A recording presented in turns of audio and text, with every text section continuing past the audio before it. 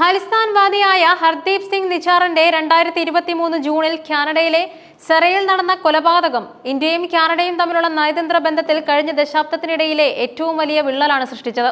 നിജാറിന്റെ കൊലപാതകത്തിൽ ഇന്ത്യൻ സർക്കാർ ഏജന്റുമാർക്ക് പങ്കുണ്ടെന്ന കനേഡിയൻ പ്രധാനമന്ത്രി ജസ്റ്റിൻ ട്രൂഡോയുടെ പരസ്യമായ ആരോപണം ആഗോളതലത്തിൽ വലിയ കോളിളക്കമുണ്ടാക്കിയിരുന്നു. ഈ വിവാദങ്ങൾക്ക് കൂടുതൽ ഇന്ധനം നൽകിക്കൊണ്ട് ബ്രിട്ടീഷ് രഹസ്യാന്വേഷണ ഏജൻസികൾ ശേഖരിച്ച നിർണായക വിവരങ്ങളാണ് കാനഡയുടെ ആരോപണങ്ങൾക്ക് പിന്നിലെ അടിസ്ഥാനമെന്ന് വെളിപ്പെടുത്തുന്ന ഒരു ഡോക്യുമെന്ററി റിപ്പോർട്ട് ഇപ്പോൾ പുറത്തുവന്നിരിക്കുകയായിരുന്നു. ഈ പുതിയ വിവരം നിലവിലെ നയതന്ത്ര പ്രതിസന്ധിയുടെ ആഴവും രഹസ്യാന്വേഷണ പങ്കാളിത്തമായ ഫൈവ് ഐസ് കൂട്ടായ്മയുടെ പ്രാധാന്യവും വ്യക്തമാക്കുന്നുണ്ട്. ഇന്ത്യൻ സർക്കാരിന്റെ കാഴ്ചപ്പാടിൽ ഭീകരവാദിയായി പ്രഖ്യാപിക്കപ്പെട്ട വ്യക്തിയായിരുന്നു ഹർദീപ് സിംഗ് നിജാർ. ഖാലിസ്ഥാൻ ടൈഗർ ഫോഴ്സിന്റെ തലവനായിരുന്ന ഇദ്ദേഹം പഞ്ചാബിൽ തീവ്രവാദ പ്രവർത്തനങ്ങൾ പ്രോത്സാഹിപ്പിച്ചതായി ഇന്ത്യ ആരോപിച്ചിരുന്നു. എന്നാൽ കാനഡയിൽ ഇദ്ദേഹം സിഖ് സമുദായത്തിനിടയിൽ സ്വാധീനമുള്ള നേതാവായിരുന്നു. 2023 ജൂൺ 18 സറയിലെ ഗുരുദ്വാര പരിസരത്ത് വെച്ചാണ് നിജാർ വെടിയേറ്റ് മരിച്ചത്. കൊലപാതകം നടന്ന മാസങ്ങൾക്ക് ശേഷം 2023 സെപ്റ്റംബറിൽ ട്രൂഡോ കനേഡിയൻ പാർലമെന്റിൽ വെച്ച് കൊലപാതകത്തിൽ ഇന്ത്യൻ സർക്കാർ ഏജന്റുമാർക്ക് പങ്കുണ്ടെന്ന് സംശയിക്കാൻ കാനഡയ്ക്ക് വിശ്വസനീയമായ കാരണങ്ങളുണ്ടെന്ന് പ്രസ്താവിച്ചു. ഇതിനെ തുടർന്ന് ഇരു രാജ്യങ്ങളും ഉന്നത നയതന്ത്ര ഉദ്യോഗസ്ഥരെ പുറത്താക്കുകയും ബന്ധങ്ങൾ അതീവ ഗുരുതരാവസ്ഥയിൽ എത്തുകയും ചെയ്തു. ഈ നയതന്ത്ര പ്രതിസന്ധിയുടെ കാതൽ എന്തായിരുന്നു എന്ന ചോദ്യത്തിനുള്ള ഉത്തരമാണ് ഇപ്പോൾ പുറത്തു വന്ന ഡോക്യുമെന്ററി നൽകുന്നത്. ബ്ലൂംബെർഗ് ഒറിജിനൽസ് പുറത്തിറക്കിയ ഈ റിപ്പോർട്ട് പ്രകാരം കാനഡയുടെ ആരോപണങ്ങൾക്ക് പിന്നിൽ ബ്രിട്ടന്റെ ഇലക്ട്രോണിക് രഹസ്യാന്വേഷണ ഏജൻസിയായ GCHQ ശേഖരിച്ച അതീവ രഹസ്യ വിവരങ്ങളായിരുന്നു. ഡോക്യുമെന്ററിയിലെ പ്രധാന ആരോപണം GCHQ ചില ഫോൺ സംഭാഷണങ്ങൾ ചോർത്തിയെന്നും ഈ സംഭാഷണങ്ങൾ നിജാറിനെയും മറ്റ് ഖാലിസ്ഥാൻ നേതാക്കളെയും ലക്ഷ്യമിടുന്നതിനെ കുറിച്ചുള്ള സൂചനകൾ നൽകിയെന്നുമാണ്. ഈ ഫയലുകളെ ഇന്ത്യൻ സർക്കാരിന് വേണ്ടി പ്രവർത്തിക്കുന്നതായി വിശ്വസിക്കുന്ന വ്യക്തികൾ തമ്മിൽ നടത്തിയ സംഭാഷണങ്ങളുടെ സംഗ്രഹം എന്ന് ഡോക്യുമെന്ററി വിശേഷിപ്പിക്കുന്നുമുണ്ട്. നിജാർ വധക്കേസിലെ അന്വേഷണത്തിൽ 2023 ജൂലൈയുടെ അവസാനത്തോടെ ഒരു വഴിത്തിരിവുണ്ടായതിന് കാരണം ഈ വിവരങ്ങളാണെന്ന് റിപ്പോർട്ടിൽ പറയുന്നുണ്ട്.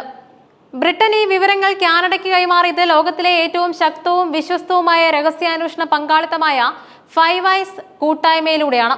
United Kingdom, America, Canada, Australia, New Zealand എന്നീ രാജ്യങ്ങൾ ഉൾപ്പെടുന്ന ഈ കൂട്ടായ്മ പ്രതിരോധ സുരക്ഷാ വിഷയങ്ങളിൽ രഹസ്യാന്വേഷണ വിവരങ്ങൾ പങ്കുവയ്ക്കുന്നതിൽ നിർണായക പങ്ക് വഹിക്കുന്നുണ്ട്. ഈ രഹസ്യാന്വേഷണ വിവരങ്ങളുടെ അതീവ രഹസ്യ സ്വഭാവം കണക്കിലെടുത്ത് ബ്രിട്ടൻ കാനഡയ്ക്ക് കൈമാറിയപ്പോൾ കർശനമായ നിബന്ധനകൾ വെച്ചിരുന്നു. ഈ നിബന്ധനകൾ വിവരങ്ങളുടെ സംരക്ഷണത്തിൽ ബ്രിട്ടൻ പുലർത്തുന്ന ഗൗരവം വ്യക്തമാക്കുന്നുണ്ട്. വിവരങ്ങൾ ലണ്ടനിൽ നിന്നും നേരിട്ട് കാനഡയിലെ ഒട്ടാവയിലേക്ക് എത്തിക്കുകയായിരുന്നു. ഇത് ഇലക്ട്രോണിക് ചോർച്ചയ്ക്കുള്ള സാധ്യത ഒഴിവാക്കാൻ വേണ്ടിയായിരുന്നു. ഈ ഫയലുകൾ യാതൊരു കാരണവശാലും കമ്പ്യൂട്ടറുകളിലോ മറ്റു ഇലക്ട്രോണിക് സംവിധാനങ്ങളിലോ സൂക്ഷിക്കാൻ പാടില്ലായിരുന്നു.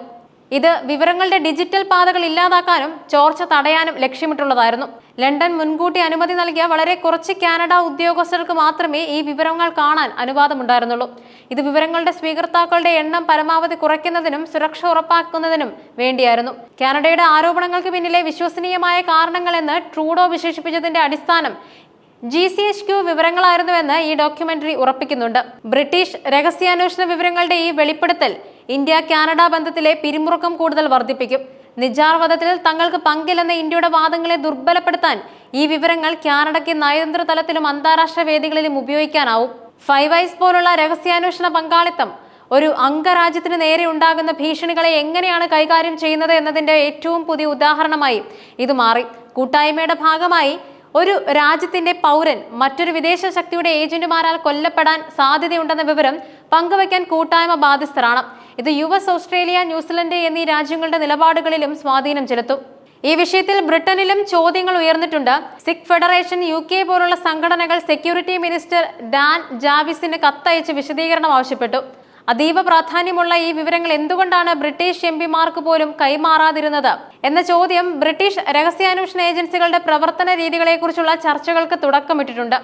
ഹർദീപ് സിംഗ് നിജാറിന്റെ കൊലപാതകത്തെക്കുറിച്ചുള്ള ബ്രിട്ടീഷ് രഹസ്യാന്വേഷണ വിവരങ്ങളുടെ വെളിപ്പെടുത്തൽ ഇന്ത്യയും കാനഡയും തമ്മിലുള്ള നയതന്ത്ര പോരാട്ടത്തിൽ ഒരു പുതിയ അധ്യായം തുറന്നിരിക്കുന്നു.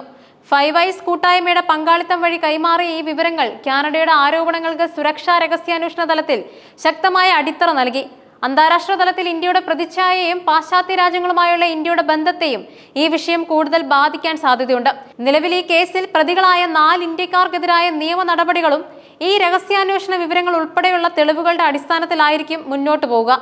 ആഗോള നയതന്ത്ര വേദികളിൽ ഈ വെളിപ്പെടുത്തലുകൾ ഉണ്ടാക്കാൻ പോകുന്ന പ്രകമ്പനം വരും മാസങ്ങളിൽ കൂടുതൽ വ്യക്തമാകും.